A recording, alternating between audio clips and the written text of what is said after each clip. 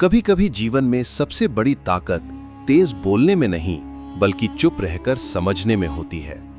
गौतम बुद्ध ने एक ऐसी कहानी बताई थी जो इंसान को भीतर से हिला देती है और सिखाती है कि कम बोलना कोई कमजोरी नहीं, आत्मविकास की शुरुआत है। आप देख रहे हैं ओम विजडम, जहां हर कहानी आपको भीतर से जगाने के लिए सुनाई जाती है। एक बार बुद्ध अपने शिष्यों के साथ एक गांव में पहुंचे। गांव में एक युवक था, तेज, गुस्सैल और हर बात में बहस करने वाला। वो बुद्ध को देखकर बोला, तुम लोग चुप क्यों रहते हो? बोलो, जवाब दो। खामोश रहने से कोई बदलता है क्या? शिष्य परेशान हो गए, लेकिन बुद्ध शांत रहे। बुद्ध ने युवक को पास बुलाया और पूछा, अगर तुम्हारे हाथ में कोई उपहार हो और मैं उसे स्वीकार न करूं, तो वो किसके पास रहेगा? युवक बोला, जिसने दिया उसके पास। बुद्ध ने कहा, तुम्हारे गुस्से और शब्दों का भी यही नियम है। मैंने स्वीकार नहीं किया, इसलिए वो सब तुम्हारे पास रह गया। युवक चुप हो गया। पहली बार उसने महसूस किया कि कोई बिना बोले भी बहस को जीत सकता है।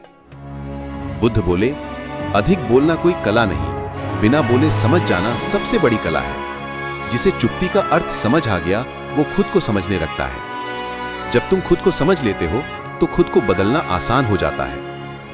युवक बोला, लेकिन गुरुजी, मैं चुप रहूं तो लोग मुझे कमजोर समझेंगे। बुद्ध ने कहा, कमजोरी बोलने में नहीं है, बिना सोचे बोल देने में है। शक्ति खामोशी में है, जहां शब्द नहीं, बुद्धि बोलती है। बुद्ध उसे एक तालाब के पास ले गए। पानी गंदा था। बुद्ध ने बोला, इसमें अपना चेहरा देखो। युवक बोला, कुछ दिख नहीं रहा। थोड़ी देर बाद मिट्टी नीचे बैठ गई और पानी साफ हो गया। बुद्ध ने कहा, अब देखो। युवक ने अपना चेहरा साफ देखा। बुद्ध बोले, जब मन बेचैन होता है तब वह बहुत बोलता है, शोर करता है, लेकिन जब मन शांत होता है तभी तुम खुद को साफ देख पाते हो। चुप्पी मन की मिट्टी को नीचे बैठाती है और यहीं से आत्मविकास शुरू होता है। युवक की आंखें नम हो गईं। उसे समझ आया कि वह दुनिया को नहीं, खुद को नुकसान पहुंचा रहा था। वह बोला, गुरुजी, मुझे क्या करना चाहिए? बुद्ध ने कहा, हर दिन कुछ समय बैठो, चुप रहो, शब्दों को नहीं, अपनी सांसों को सुनो। पहले मन शांत होगा, फिर स्वभाव बदलेगा और फिर पूरा जीवन।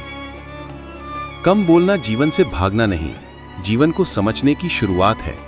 जहां शब्द खत्म होते हैं, वहीं ज्ञान शुरू होता है। जो व्यक्ति अपने शब्दों पर नियंत्रण पा लेता है, वह किसी भी हालात पर नियंत्रण पा लेता है।